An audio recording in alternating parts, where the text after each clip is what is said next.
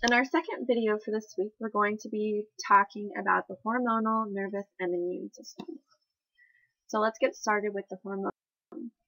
The hormonal system is made up of glands that monitor various conditions in the body. And these glands produce regulatory hormones. So each gland monitors a certain condition, and we'll talk about an example in a second. But each of these glands then produces a hormone or several hormones that will help to regulate this condition if something gets out of balance or if the body gets out of the state of homeostasis. So hormones are chemical messengers that are secreted and released directly into the blood, and they stimulate the organs to take action due to changing conditions. So glands produce the hormones, and then the hormones stimulate the action or stimulate the organs to take action to correct whatever the condition may be. So let's look at an example, which would be the pancreas, so the pancreas is a gland, and its function is to monitor blood sugar. So when there is a high concentration of blood sugar, the hormone that is released is insulin, and this helps to bring blood sugar down. On the other hand, when blood sugar is very low, glucagon is released to help increase blood sugar. So this is one example to keep in mind.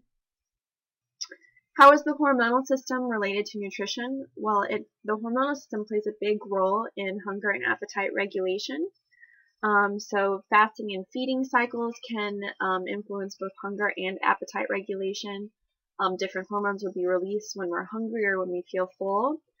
When we have different food cravings, this can be related to hormones as well. So one example might be something like serotonin, which is our feel-good hormone. So when our serotonin is low, we might feel depressed or unhappy. And so if we eat a carbohydrate or something with a simple sugar, our serotonin increases, improving our mood, but then it may fall later, and then we go back into that feeling sad, depressed cycle. So food cravings can also be related to hormones. Like we talked about in the previous example with the pancreas, the hormonal system plays a big role in helping to regulate blood glucose levels. And there may be some effect or interplay between nutrition and the menstrual cycle and different fluctuations in appetite. So, you may have an increase in appetite during your menstrual cycle, or your appetite may decrease. And this can vary among individuals. All right, next we'll talk about the nervous system, which is coordinated by the brain, and it is the major communication system of the body. The main role of the nervous system as this communication system is to receive and integrate information from the sensory receptors found throughout the body. So there are two major parts of the brain. The cortex, which is in charge, or its major function is to sense hunger and appetite. So like the hormonal system, the nervous system is also involved in some hunger and appetite regulation. And then the hypothalamus, which monitors many body conditions, including nutrient and water availability. So we can see here our cortex and then the hypothalamus. The nervous system is also involved in the fight or flight reaction, or a stress response. So think about back to caveman days. Someone might be really stressed out or have this fight or flight reaction if they're being chased by a wild animal. Nowadays, we don't really have this, but you still would undergo some sort of stress response. So think about if you're studying for exam, or you have a big test coming up or a lot of projects, your body may go through this fight or flight reaction. So different neurotransmitters, including epinephrine and norepinephrine, are released during this reaction or stress response. And epinephrine and norepinephrine are also hormones, meaning they are produced by a gland and secreted directly into the blood. So what happens during this stress response, or the fight or flight reaction? Your metabolism speeds up, and then your organs respond in different ways. So our pupils widen. We're able to take in everything around us. Our breathing quickens, our muscles tense, blood glucose increases, and the digestive system really shuts down. So think about, you might get really nervous if you have to give a presentation and your stomach feels kind of weird. This is related to the stress response or the fight or flight reaction. So you can read more about the organ responses in particular in your text. So I would definitely recommend checking that out. How does nutrition play in with the nervous system? Well, nutrition is really important for keeping the brain itself very healthy and with cognitive development. But like we talked about before, It's very important. The nervous system is involved with hunger regulation. So whenever we're hungry, the digestive system sends messages to the hypothalamus by way of hormones and nerves. And then the cortex perceives these hunger sensations and is like, okay, you should eat something. So again, it has this role in hunger regulation with both the cortex and the hypothalamus. Some specific foods or food components to be aware of with the nervous system. Saturated fat intake. This can cause, so we talked about saturated fat and cardiovascular disease, but saturated fat excess intake over a long period of time can actually cause some stress on the body, which could be related to excess body weight as well. So if our body is constantly in this stress response phase, this can actually lead to heart disease and have some negative impact as well. Sodium can also be related to, having a healthy or not so healthy nervous system. So again, thinking back to blood pressure.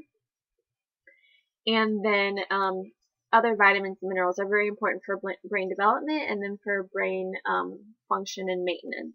So if the nervous system is your system to talk about this week, definitely check out these, and there are some other relationships with nutrition and the nervous system as well. But this is just a starting point for you. Alright, so now the immune system.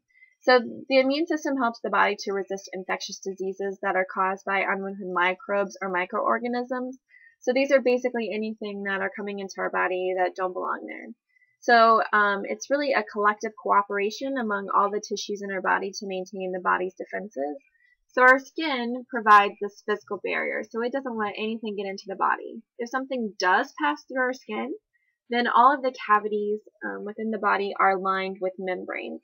And the cavities of things like the lungs, the mouth, the digestive tract are just a few examples. But these membranes help to resist penetration by the invading microbes or microorganisms. The immune system is very sensitive to vitamin and nutrient deficiencies, so definitely a big relationship between proper immune function or efficient immune function and then adequate nutrition. So there are some specific vitamin and nutrient deficiencies that play a big role, but in general, any sort of deficiency is going to decrease your immune response. So let's talk a little bit about the immune defense. And I'll show this in picture form on the next slide. But the phagocytes, are going to engulf the pathogens and any foreign particles. So whenever the microbes come into the body, or what we were calling our antigens, which are substances foreign to the body, they are going to be engulfed by the phagocytes, and then they'll leave a chemical trail to help other immune cells destroy this infection. So it's basically leaving. Think about Hansel and Gretel, they left the breadcrumbs. That's what the phagocytes are doing, is that they're leaving this trail for the other cells. So the other cells are lymphocytes, and lymphocytes are white blood cells that participate in the immune response. And the two types in particular we're discussing here are the T cells and the B cells. So there are two types of T cells. There are the killer T cells, which are destroying the pathogens or the antigens. And then the helper T cells are coordinating the function of both T and B cells. B cells are secreting the antibodies to help eliminate the pathogen or the antigen. So B cells secrete antibodies, and the T cells are killing the pathogens. So this picture shows that. So we have our antigen, our foreign substance to the body. The T helper cell is going to help to destroy this antigen. The T helper cell is helping to with the function of the B cell and the killer T cell. The killer T cell is what is going to destroy the pathogen, and then the B cell we see here is producing the antibodies, and then eventually that antigen will be engulfed, and hopefully the infection will be rid of in our body. Alright, so the immune system and nutrition. So when the body is in a state of chronic inflammation, this can be very detrimental. So excess body fat can cause chronic inflammation in the body, and then as can obesity and just excess body weight in general. So many obese people or anyone that is overweight will actually be in a chronic state of inflammation. So we often think about inflammation as like maybe we cut ourselves and, you know, our skin gets really hot and it might be inflamed. So there's a nice section in your text about inflammation, so I would encourage you to check that a little bit more. But this chronic inflammation related specifically to excess body fat or excess body weight in general. Some other important components or foods that may play a role in immune system health: vitamin C and zinc. So these can help you know, the body to fight off something like a cold or other infections. So you may have heard, you know, if you have a cold, to increase your vitamin C intake. So that might be a vitamin to explore if the immune system is your assigned body system for the week. Certain antioxidants. So antioxidants are found in things like fruits and vegetables. They're also added to many products, so they may not necessarily be naturally occurring. And then other anti-inflammatory foods may also help with immune system health.